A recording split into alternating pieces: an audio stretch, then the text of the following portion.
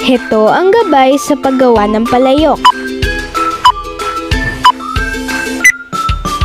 Ihanda ang gamit sa paggawa ng palayok. Palambutin at gawing bilog ang hugis ng clay o luwad.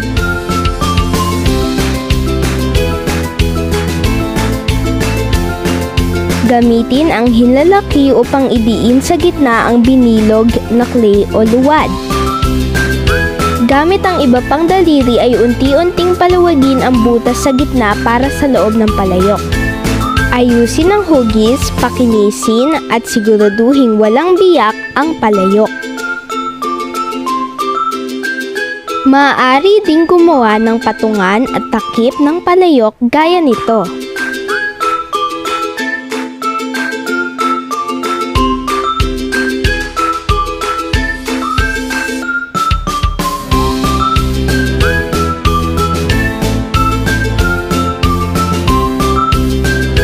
Salamat sa panonood.